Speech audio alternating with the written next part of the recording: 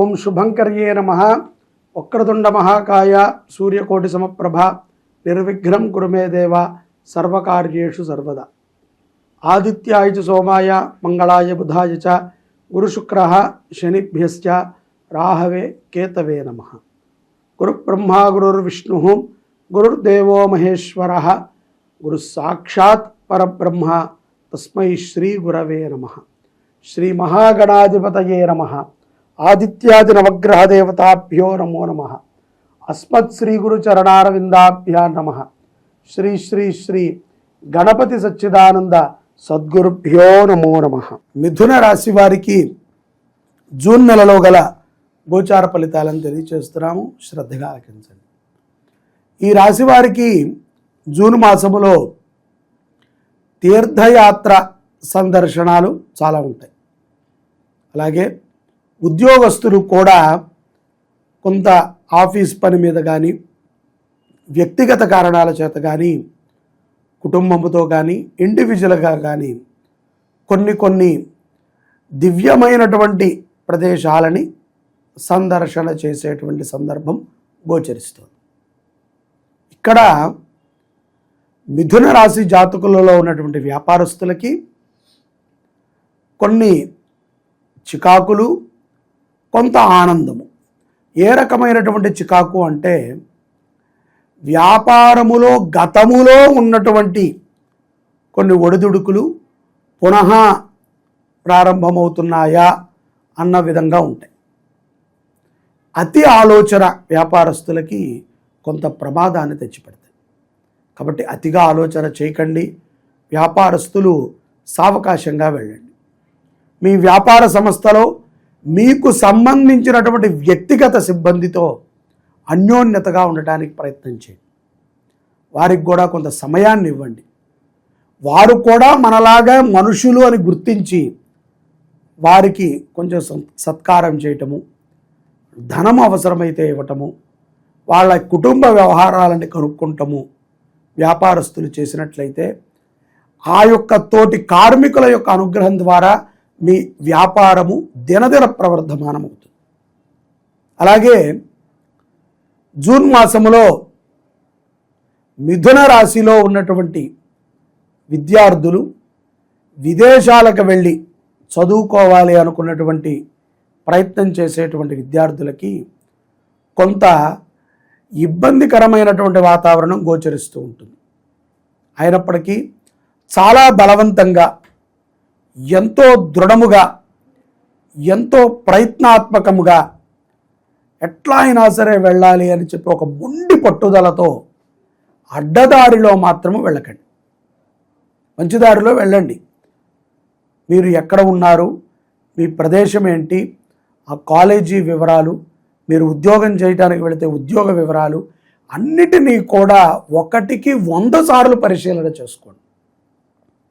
వీసాలు కొన్ని రిజెక్ట్ అయ్యేటువంటి సందర్భాలు కూడా ఉంటాయి. మళ్ళీ ప్రయత్నం చేయండి, సక్సెస్ అవుతాయి, కంగారు లేదు. కోర్టు వ్యవహారాలు మిథున రాశి వారికి కొంత ఊరటనిస్తాయి. అసందర్భంగా మిథున రాశి జాతకులు కొంతమంది కోర్టుల్లో కానీ, న్యాయ వ్యవస్థతో కానీ, లేకపోతే ఈ యొక్క పోలీసు వ్యవస్థతో కానీ ఇరుక్కున్నటువంటి వాళ్ళు ఉంటారు. అటువంటి వారికి సానుకూలమైనటువంటి సమయముగానే ఉంది. ప్రస్తుతము ఉన్నటువంటి కాలమానము రీత్యా కొన్ని విషయాలలో అన్నదమ్ములు కానీ అక్క చెల్లెలు కానీ చర్చించి నిర్ణయాలను తీసుకోవాలి. నాకు పడదండి మా అక్క అంటే, మా అన్నంటే నాకు పడదండి, మా తమ్ముడంటే పడడు, వాడు మూర్ఖుడు అనేటువంటి ప్రవర్తనని చేయకండి. చిన్నప్పటి నుంచి పెరిగారు కదా, కలిసి చదువుకున్నారు, ఒక తల్లిదండ్రులకి పుట్టినటువంటి పిల్లలు. ఇప్పుడు పడకపోవటానికి ఏముంటుంది, మధ్యలో ఎవరో వచ్చి మనకి గొడవకి కారణమై ఉంటారు. అన్యోన్యతతో ఉండండి. అతిగా రాసుకోవద్దు, అన్యోన్యతగా ఉండండి. అతి సర్వత్ర వర్జేత్. అతి ఎక్కడైనా కూడా మనకు ప్రమాదాన్ని తెచ్చిపెడుతుంది. నార్మల్గా ఉండండి. కుటుంబ పోషణ అనేటువంటిది మానవుడిగా ప్రతి పురుషుడి బాధ్యత, ప్రతి స్త్రీ ఉద్యోగం చేసేటువంటి స్త్రీ బాధ్యత కూడా. ధర్మబద్ధముగా ఉండండి. ఇతరులని మీ సమస్యలలోకి లాగి వాళ్ళని వెధవలని చేయకండి. వాళ్ళ దూరాక వాళ్ళు చెప్పిన మాట మీరు వినరు, పోనీ మీరు చెప్పిన మాట వాళ్ళు వినేంత వరకు కూడా వాళ్ళకి చెప్తూ ఉంటారు. అది మంచిది కాదని మీకు ఎన్నిసార్లు చెప్పినా అర్థం కాదు. కాబట్టి జాగ్రత్తగా ఉండండి. పౌర్ణమి తరువాత, ఈ జ్యేష్ఠ మాసములో వచ్చేటువంటి పౌర్ణమి తరువాత ఆరోగ్యపరముగా చాలా మెరుగ్గా ఉంటారు. అమ్మమ్మ ఆరోగ్య విషయంలోనో, తాతయ్య ఆరోగ్య విషయంలోనో కొంత డబ్బు ఖర్చు పెట్టాల్సి వస్తుంది మిథున రాశి జాతకులు. అలాగే పూర్వము మీరు పెట్టినటువంటి షేర్ మార్కెట్ కూడా కొంత ఎదుగుదలగా కనబడుతుంది, రాబడిదాయకంగా ఉంటుంది. ఖరీదైనటువంటి వస్తువులని కొన్ని సమకూర్చుకుంటారు. వాహనాలు కొనటములో, ఖరీదైనటువంటి ఆభరణాలు కొనటములో కొంత స్త్రీలు కానీ, అలాగే విదేశాలలో ఉండి స్థిరత్వం పొందినటువంటి వారు కానీ మక్కువ చూపుతారు. ఆ రకమైనటువంటి ప్రయత్నాలని కొన్నిటిని చేస్తారు. కుటుంబం అంతా కూడా కలిసి ఆహ్లాదముగా పుణ్యక్షేత్రాలకి వెళ్ళేటువంటి సందర్భాలు కూడా గోచరిస్తున్నాయి. రానున్న రోజులలో జీవిత ప్రణాళిక ఏ విధంగా ఉంటుందో 1-2 సార్లు నెమరు వేసుకుంటూ ఉంటారు. ఈ యొక్క జూన్ మాసంలో మిథున రాశి జాతకులు శనివారము పూట కొంత కోపగ్రస్తులై ఉంటారు. అదేంటండి, శనివారమే ఉంటారా అని మీకు అనుమానం రావచ్చు. గ్రహ మార్పిడి ప్రభావం చేత ఒత్తిడిని ఎక్కువ తీసుకుని కోపగ్రస్తులు అవుతూ ఉంటారు. కాబట్టి కొంత జాగ్రత్తగా ఉండండి.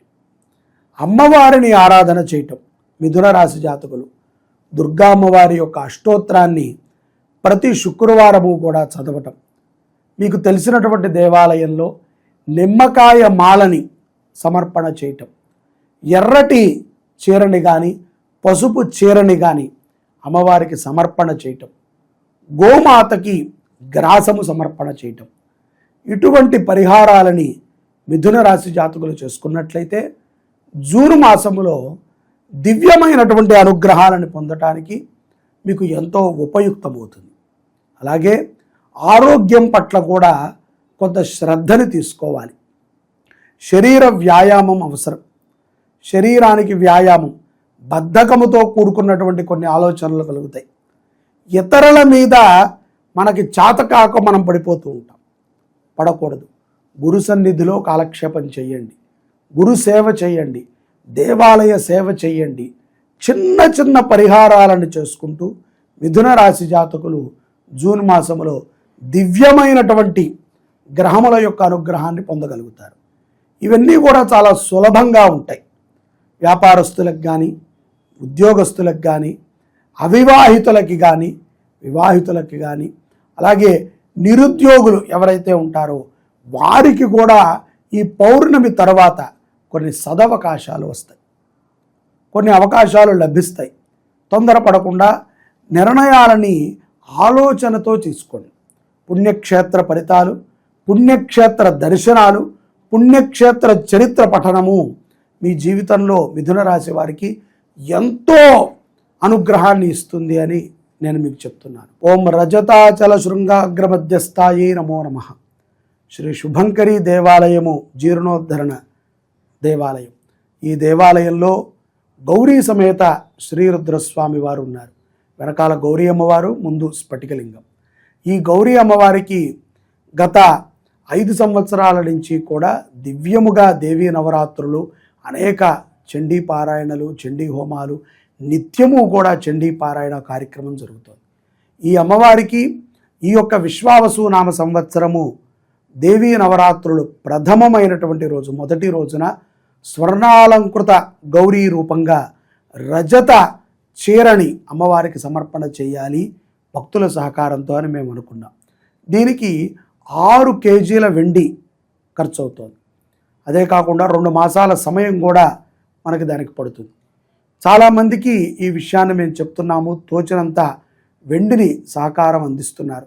100 గ్రాములు, 150 గ్రాములు, 200 గ్రాములు, పావు కిలో, అరకిలో, కిలో, ఈ రకంగా సహకారం అందిస్తున్నారు.